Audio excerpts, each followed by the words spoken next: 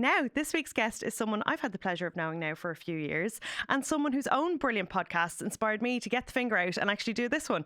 She's the host of Dancing with the Stars and a brand new show on 2FM. She's back on the radio and she's a totally soppy newlywed. It's Doireann Garrihy! Yay! Oh, I love clapping for myself. Congratulations on everything. Oh my God, Vicki, thank you so much. There's so much to congratulate you on. I know. It's been a mad time. I'm trying to think when I would have seen you last. When I did your podcast. Which was last summer, yeah. Last summer. And So, then I was like, I should do one. And here we are. Here so we are. Thank you for the inspiration. I'm delighted to be of inspo. Yes, so much has changed. So much has changed, even in that 6-month period. No, I got married. Yeah. Did I mention How I got was married? that? Have No, I don't think so. I don't think I've seen any photos either. Yeah. I should have probably even said I got engaged. God. But yeah, no, it was amazing. Was it gorgeous? Yeah. It was just fab. Beautiful. It was like, I wouldn't change anything. I'd do it again in a heartbeat. And I didn't think I'd feel that way. I thought I'd be like, oh, thank God it's done. Relief, yeah. Yeah. No, it truly is the best day of your life. Best day ever. People say that and it's true. It is true. Now, are you keeping the old surname? You're going to be a Garrihy forever. I'm going to keep my surname. Good woman. Yeah, both of my sisters did and I will too. I'm traditional about certain things, but with that now I'm kind of, no, going to burn my brand. Yeah. Keep my name. Well, you have a good name. As I joke with your sisters, you're the Kardashians in my mind. So I don't want you to... We should reveal that. Remember we did a shoot, all three of us, and you were like, look guys, this is the cover. And it was like the Kardashians. We were like, can you please change everyone was like, no. I was across the board, fine. all three of us. No, I don't think I'd have actually gone there, but it was funny for me. Do you know what it is? It was more that we didn't want people to think that we think we are that. Yes, exactly. Because we don't. Yeah. So, yeah, we just cringed at the thought of that. Yeah. But it was still good fun for you to do it. It was good fun for me, and it's a nickname that I will keep forever. Now, how do you pronounce Mark's surname? I know. Is it Megan or Megan? It's actually just Megan. It's like Meegan. Because my best friend Aidan insists on calling you Doireann Garrihy. So I think if you brought Megan into it, people would not too know. messy. Yeah, Doireann Megan. Just Doireann Garrihy and Mark Megan. Well, congratulations. Your wedding is beautiful. Thank you very much. And the new show, what can you tell us about it? So you'll be on air when this comes out. It'll already be out there. I will. Yeah. So I'm hoping that people like it as they're listening maybe today. Yeah, it's going to be great fun. Listen, it's a massive change. I obviously had...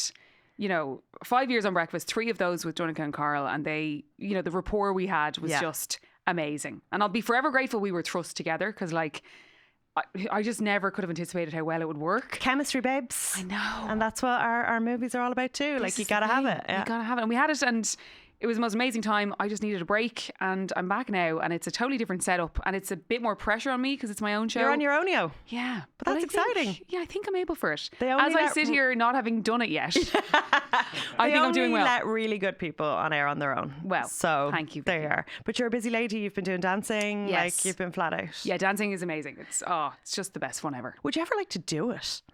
Just reveal yourself as a contestant one day. Do you know how I actually got the gig? No. By being extremely cheeky. So I met with someone in RT who was like, what would you think of doing TV wise? And he was like, would you ever consider being a contestant on Dancing with the Stars? And I extremely cheekily said, no, but I'd present it. Woo! I love that. I didn't know that Nicky Byrne was leaving. Right. And about a week later, he was like, do you actually want a screen test? I was like, yes. Oh my God, brilliant. So it pays to be cheeky. It does pay to be cheeky. Basically. Honestly, I've been a cheeky bitch my whole life, and it really does pay off. And I feel like we're similar in that way. Yeah, you just have to push it. So you have chosen perhaps the mushiest film of all time, and I thank you for it, and I also want to give you a little kick because I had such a headache after watching it. Even though it was the 10th time. I wasn't prepared.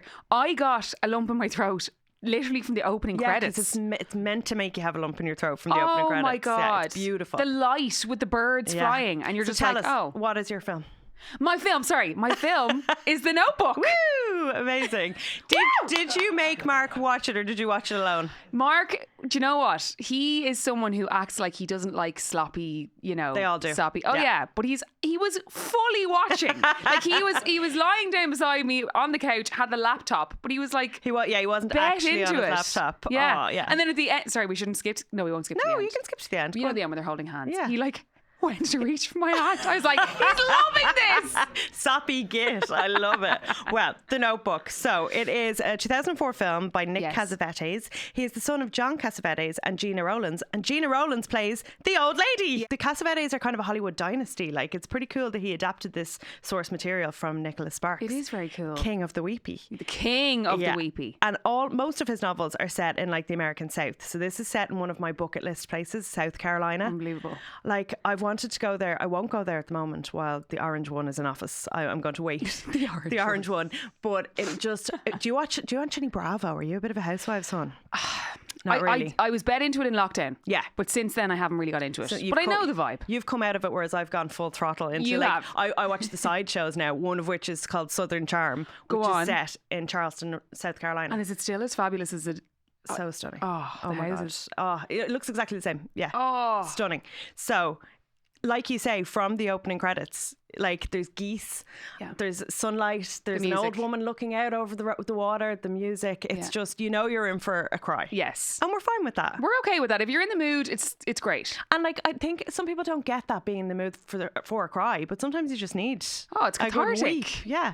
100%. I once watched this film on a plane though, and I wouldn't recommend that. No, not great. Because I think everything is heightened at 35,000 feet. 100%. No, I wouldn't. I wouldn't choking. recommend. You need to be cozy. Yeah. And you need to not be going anywhere. Yes. Like later, because the No, puffiness. I was meant to write all day yesterday, and I just couldn't afterwards. Right. I was drained. Yeah, So that was my excuse. It's a lot. But I sent Joe a picture of me bawling, and he was like, "Oh my God, it's like normal people all over again," because that nearly finished me off as well. Yeah, and that didn't even involve death. No, there's no death in that. No, it was just like those two kids couldn't make it work. I know. Oh my God. So this is a film about two kids trying to make it work. It is. Basically. So it stars Rachel McAdams, icon, God. and Ryan Gosling. So in the space of a year, from 2004 to 2005, Rachel McAdams shot Mean Girls, The Notebook, Red Eye, Wedding Crashers, and The Family Stone. What an icon. How? And she had different colour hair in all of them. Yes, she did. I'm like, how did you do that? And I actually think her best hair, it could be red. Yeah, I think it really suits I think her. it's divine. Yeah, well, they all suit her. She's one of those bitches. Look at it.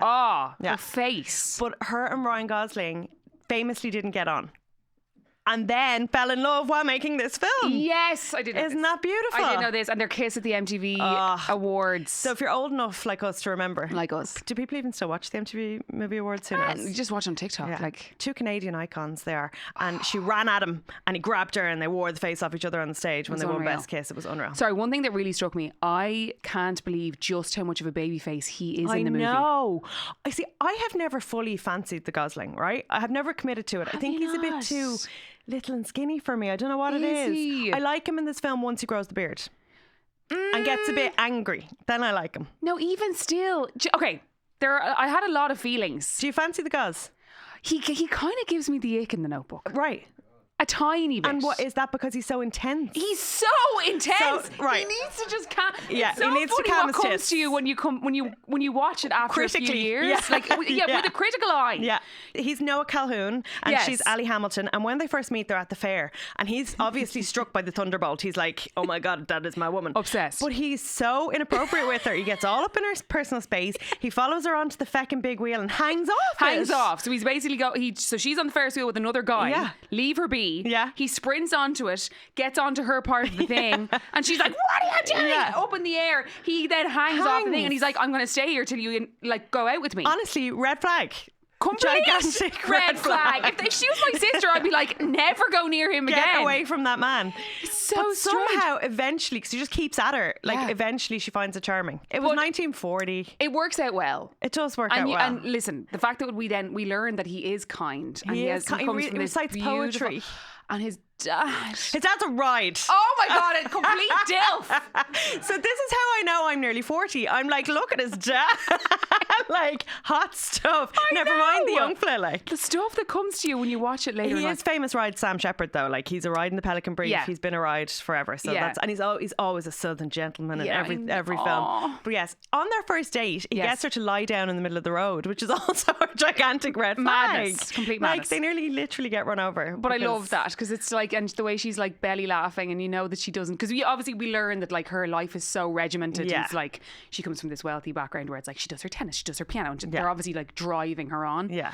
And so she actually has a little bit of freedom. And I was wondering, because she was on that date, so she's basically tricked into going to the cinema with him. Her Yes. friend just sets it up that he's there as well, and she's kind of telling him how she has to do piano and French and deportment lessons and everything. Yeah. And I'm like, how are you let out for the night then? Like, why? I do find that strange. Yeah. And like then all summer long, like she's very much allowed out. She's allowed out, exactly. So it's like, did and you just lie? like, take a few weeks off, hon. You deserve it. Like, but basically, she is this very rich girl. He said it was an impromptu improbable romance. Yes. She's from the right side of the tracks and he's not.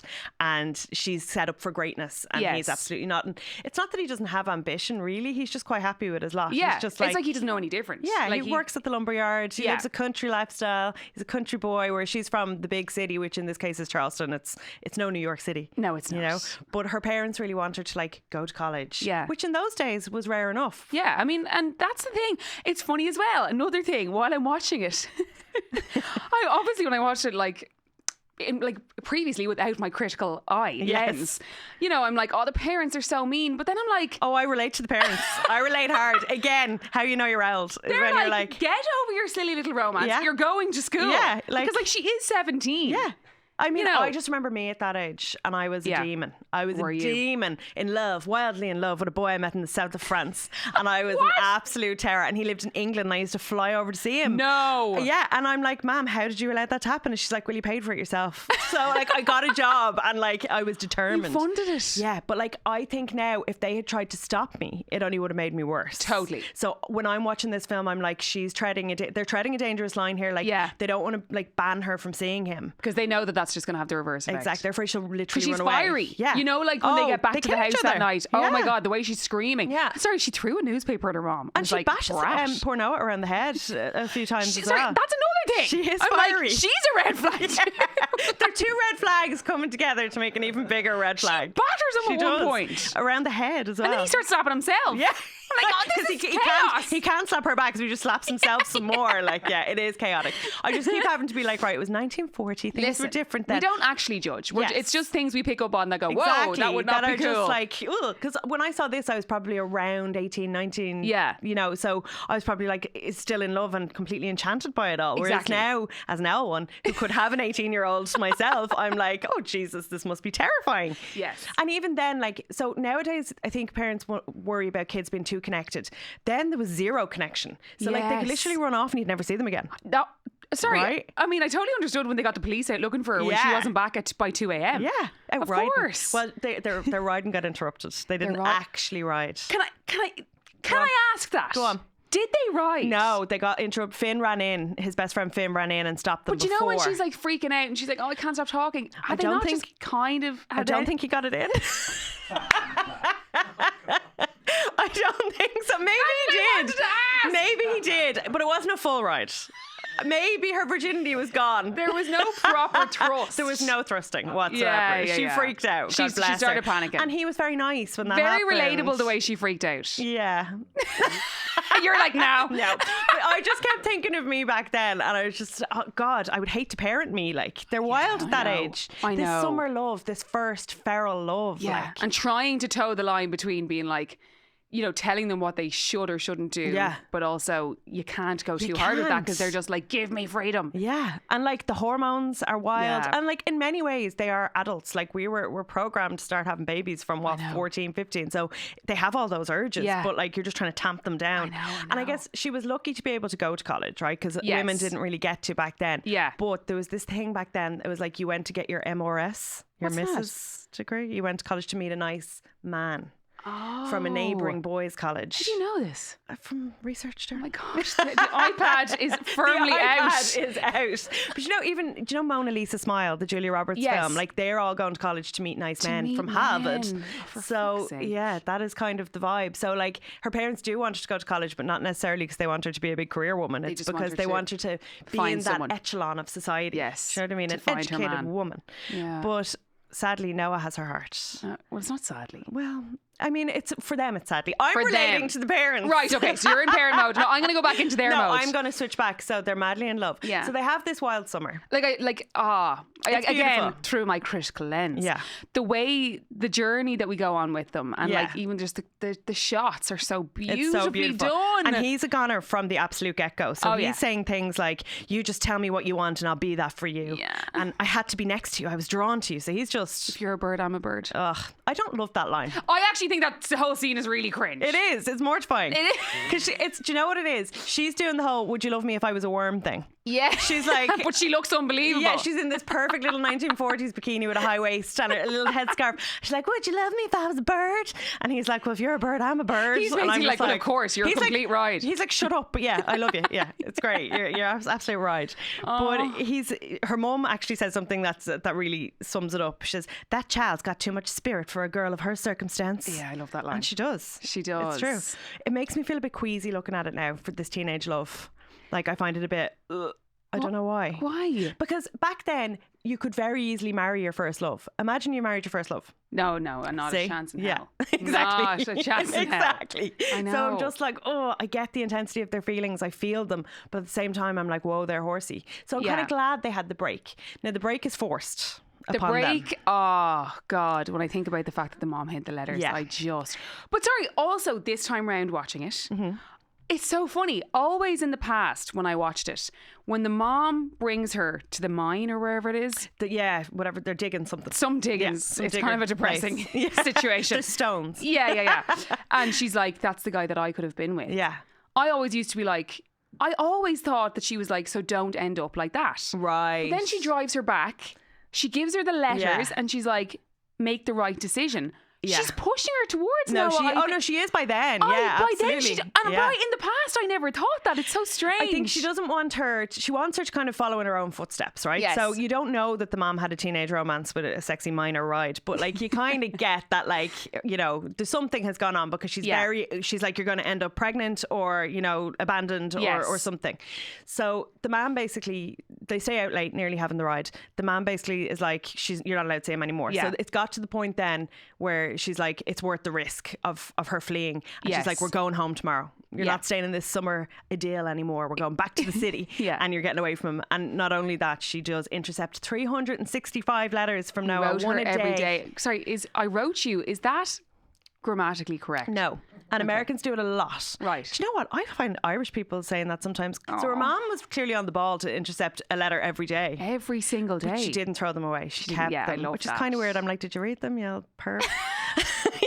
It's like reading your child's teenage diary. Like my mother fully confessed of having done that. Did she do? Yeah, she kind of had to.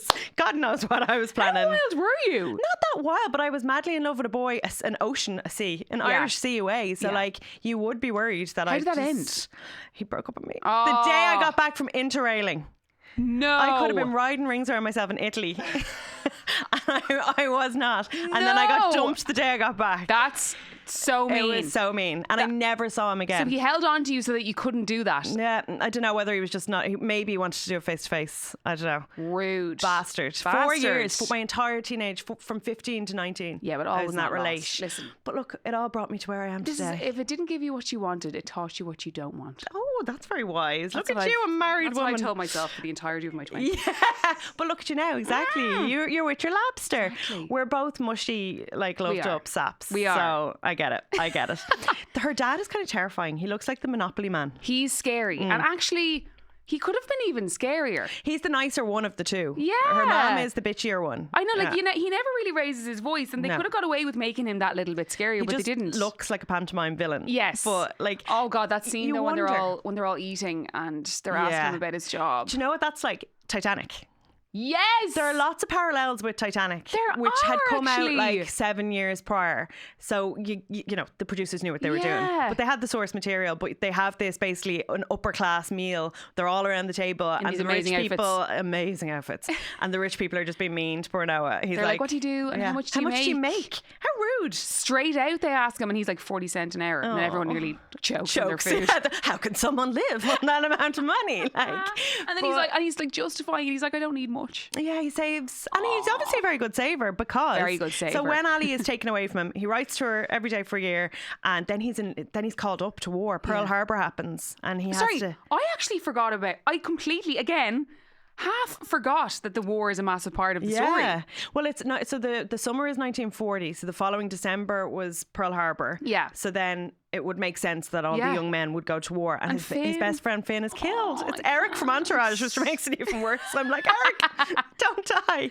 It looks horrific, but it's awful. Noah survives. He makes it home, comes home to his dad, who the big ride has told him he sold the gaff so that Noah can buy his dream home, which is a plantation.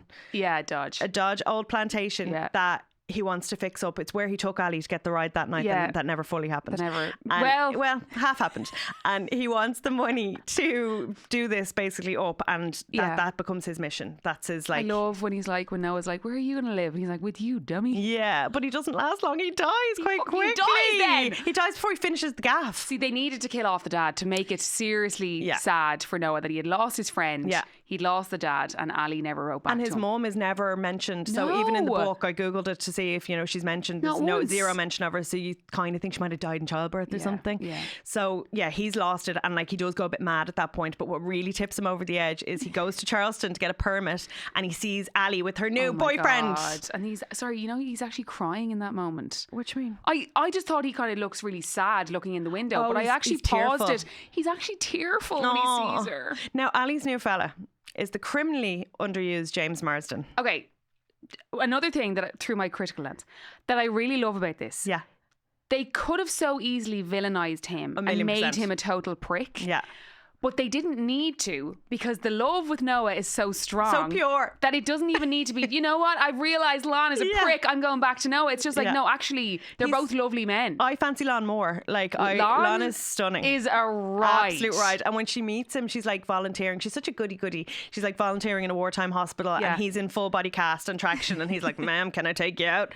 And then he comes to college to see her, and he's like leaning against his classic car. I'm all better. The movie looks so beautiful. Like the cars, the clothes, the makeup, everything is just so gorgeous. But he's then obviously an absolute ride, and it says, she was surprised at how quickly she fell in love with him. Yeah, I think she was surprised she could fall in love again at all with anyone. Yeah, but he's not true love. He's very I would.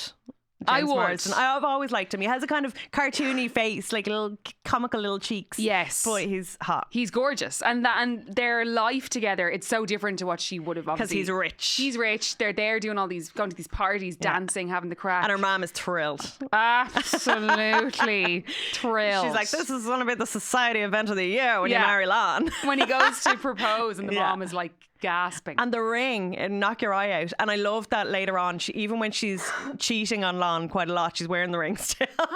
She's in her nude, but she's still got the ring on. Sorry, actually, and even the poster for the movie, the photo is she's wearing the ring. I didn't notice that. I mean, I get I love a torn between two lovers trope. Like, I absolutely love that. But she's just mad for Noah. She's just she can't get over it. And in the moment that he proposes, it says it. Like, she said she was so happy, but Noah's face flashed before her eyes. Oh, that must be shit. Getting proposed and thinking of your ex. Can you imagine? No. Well, none of mine were ever any use. That when she said it, I was like, can imagine that. Someone else's face. Someone else's face. How do you move on with your life? You just have to. At this point, she doesn't know if Noah's alive or dead. He could have died in the war. Like, you just don't know. You don't know. And then when she's at her wedding dress fitting, in the most stunning wedding dress I think I've ever seen, she's so tiny and petite. She faints because she sees his picture in the paper standing in front of the finished house. I love when she turns, she's like, is the veil too much? Yeah. And they're all like, no, it's not. It's perfect. Oh my God.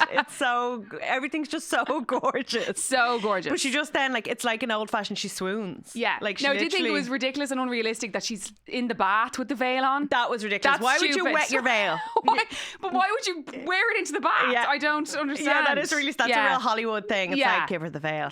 But she's obviously, so she's looking at the newspaper in the bath, like, okay, not only is he alive, but he's built the house. He's built the actual house. She can't house. tell from the black and white picture that he's given her exactly what she said was her dream, which is a white house, blue shutters, and a big wraparound porch. Sorry, I'm loving doing the accents. But it's exactly her dream home that she told him. I promised you I would. Yeah. So she can't help herself. She tells gorgeous Lon. She goes to visit him in work where he's drinking whiskey at 10 o'clock in the morning. Yeah, as you do. And she looks amazing. She's wearing this red outfit that you don't even know how she's going to sit down in it. It's so tight. And she goes, Lon, I just need a little break. I need to get away for a few days, clear my head. And he's like, it's normal to have cold feet. Go. Yeah. Whereas I'd be like, very weird. Yeah. And he's like, do I have anything to worry about? And she's like, I don't think so. I'd be like strapping her to the chair. You're not going. Yeah. I mean, this Lon is so sound. It's like, he's so nice and so understanding. And she's vexed off, and I think her dad lets it slip where she's gone. Yeah. So after a couple of, she goes to the gaff. She sees Noah. They pretend to be quite friendly. They're just like talking and having tea, and it's a bit awkward. But he's like, oh well, if you're in love with this guy, we'll just be friends. Yeah. But he's like, will you come back tomorrow? I want to show you something. Oh, stop it. And he has the best thing ever to show her, which is a lake full of geese.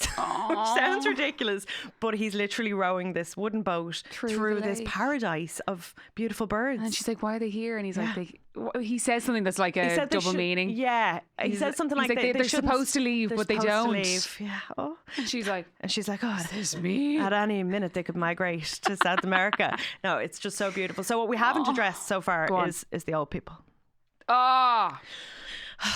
So the old people are in it from the start. Can I just say, I used to kind of half hate when it would cut back to the old people, because I'd be like, I just want to see Ryan Gosling.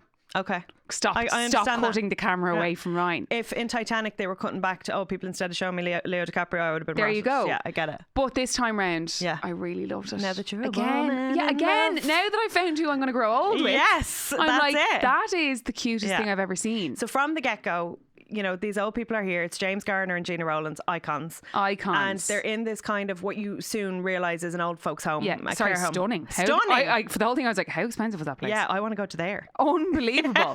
Seriously, like, sign me up. And they have candlelit dinner. Yeah, and like the nursing staff are mad about the two of them. Yeah, they love them. So you're not immediately clued in that they are Noah and Ali, but it becomes obvious quite soon. Yes. He goes by Duke. God knows why. Yeah. And she very clearly has dementia or Alzheimer's. She can't remember anything. Yeah. He is reading to her from The Notebook, and you're not really sure why, but you know that the staff are going along with it. She has good days and bad, and well, they are going along with it. But then the doctor at one point is like, it's not really good for her. Yeah. Well, he's a new doctor, so he doesn't know. He's rude. Yeah. And Duke says, you know, she's come back. When she comes back, she does.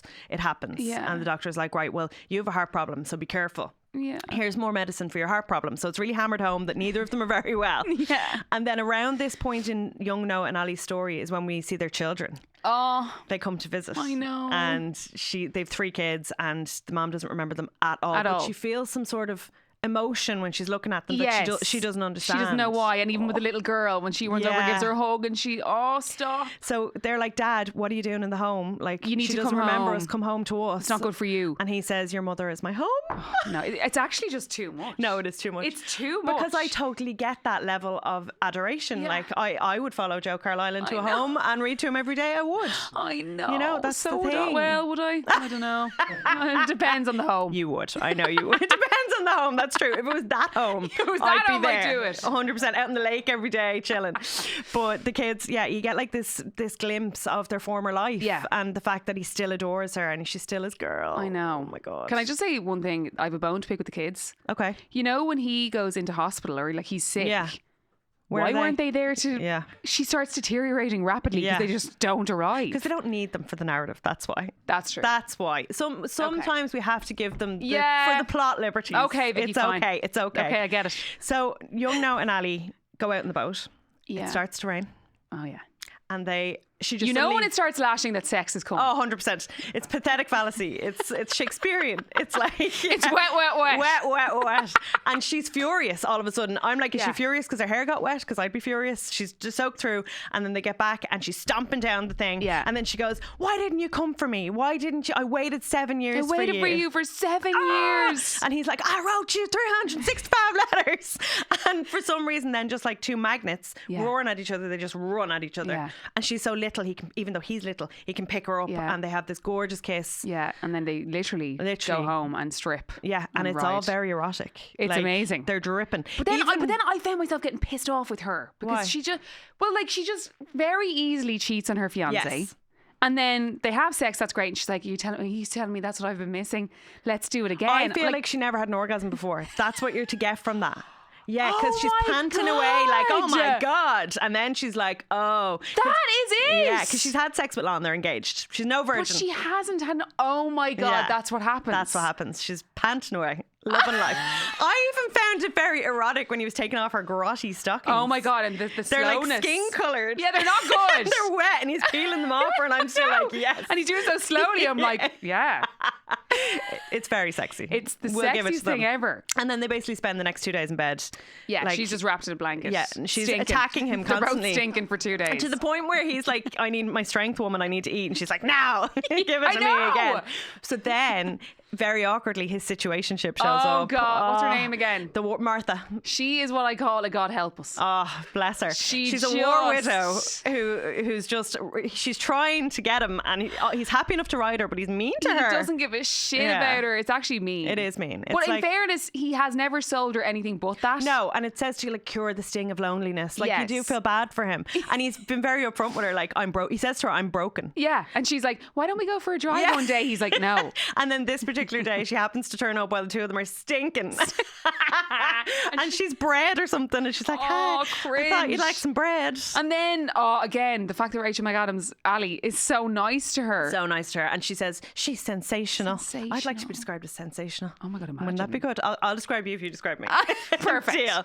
So it's so good. Like, she sees the purity of their love to the point where she's like, "You've made me realise since my husband died that I haven't been I've forgotten what it was like." I really think that's a gorgeous moment. It the is fact gorgeous. that she doesn't hate him. She's like, "Do you know what? You've actually given me a glimmer of I should be looking for that again." And I hope she finds it. Maybe her and Lon could. She's too boring. She definitely didn't find it. She's a bit of a poor drip. Martha. God help her.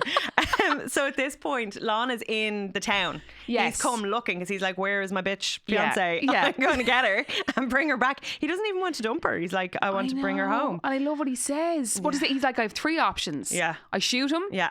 I punch him. Or I let you go. But none of them leads me to you. And I don't have to convince my fiance to be with me. You don't want to have to convince your fiance to be with you. He's such a bigger person. He is. He's older and wiser. He drinks whiskey at 10 o'clock in the morning. Yeah. But before she gets... As if that's something to aspire to. I mean, back then, it just seemed glamorous, Yeah, you know? yeah. But before she actually sees him, she sees her mother, who takes her to the mine and tells her that she had a summer romance. And she breaks down crying because she's like, I do love your father. And we're like, you definitely don't love the dad. Don't. Yeah, she's like, I do. I promise I do. It's like, okay, you definitely don't. You've had a nice life with him. You have money, you have nice dresses, you have a pretty daughter who's very successful now. Yeah. But is he your true love? He's not. No. His Monopoly Man moustache probably frightens you in the bed. So it would frighten me if I turned around and it was looking at me. He's scary. Yeah, that is a scary moustache for sure. So you can tell, and your man, she said something like, "Oh, you know, he doesn't look that great now." I think he's still a hottie. Oh my God. The digger, yeah. Again, something I wouldn't have really noticed before. And he kind of looks over to see if it's her, but 25 years have passed. She obviously is a cretin now, so he wouldn't recognise the young one of her day.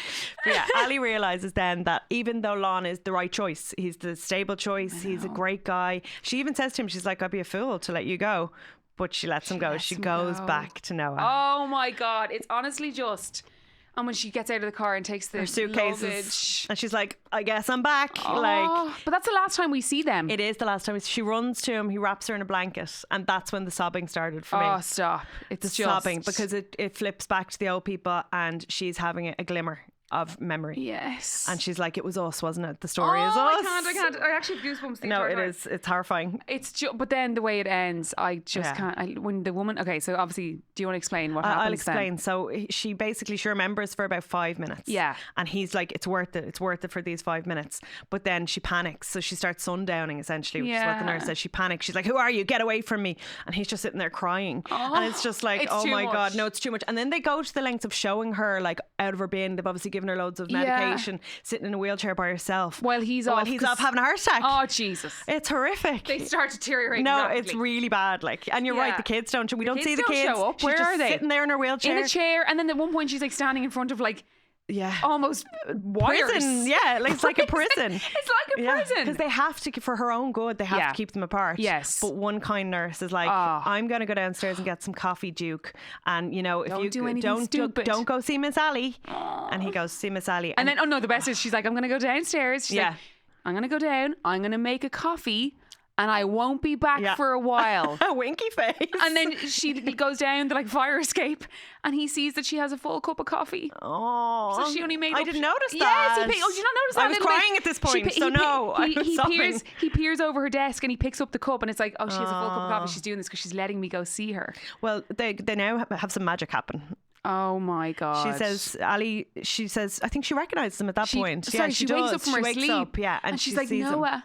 Yeah. She says, Noah, No, Vicki, I actually can. I wish they told us why he was called Duke. It really is pissing me off. Did they just to be give him a honest. name so that it wouldn't confuse her? Maybe it's like a nickname. I want to know why though. But anyway, she says, do you think our love can create miracles? Do you think we can go off together? Yeah. And I remember the first time I watched it not really getting it. It's like the end of Titanic. I'm like, does Rose die? Sorry, Sean is crying over here in the corner. I'm like, do they actually just like will themselves to death? Yeah. But they do. They do. The nurse comes in the next morning. She hasn't checked on him at all because he ate in his bed. And she finds them holding hands, dead as doornails. They're as cold as ice. As cold as ice. And she like touches their hand because they hold hands. And he's like, yes, our love can create miracles. They obviously. I mean, that would be great if it could. If pop you could their just, clogs. when you're ready, just will yourself off this I know. mortal coil. Oh, Like, it'd be unbelievable. fab. So she touches both their hands and then she's like, Oh my God. they're gone. And then it ends. It fucking ends then. while you're in floods. I actually kind of half forgot that it ends that way. As in, and I you knew just it see ended that way. You see the birds You just flying see the off. birds again. Flying off. They're God. migrating. Dead. Honestly, it was like when I watched Normal People. Joe thought someone died during lockdown. When I watched Normal People, he came back from his mental health walk, and I was like, oh! And he was like, He's what? like, you go He was with like, my who mental died? Who died? Yeah, get out of the house. And yesterday I sent him a photo of me crying, which I never do. I'm not a big. I like a little tear, but I never bawl. Sob, yeah. And I was in floods. I know, it's just Magnificent. it's well magnificent. Done. Well done, everyone. Well it's fantastic. It honestly, it is What the a most, movie. It gives us all complete unrealistic expectations of what love should be. But Well, even if yeah. we can have a little sliver of what they have. Do you know what? I think that as somebody who feels like they kind of held out for the one, Yes. it makes me feel kind of smugly happy. Actually, that's fair. Yeah, right? I agree. So I think everyone should aspire to that kind of love. No, oh my God, Vicki, that's a No, lovely I think way they to round should. it Like, off. you know, if your heart's saying, like she says to him, like, my head says no, but my heart is I know. just. So I'm a soppy girl who believes in heart stuff. Sorry.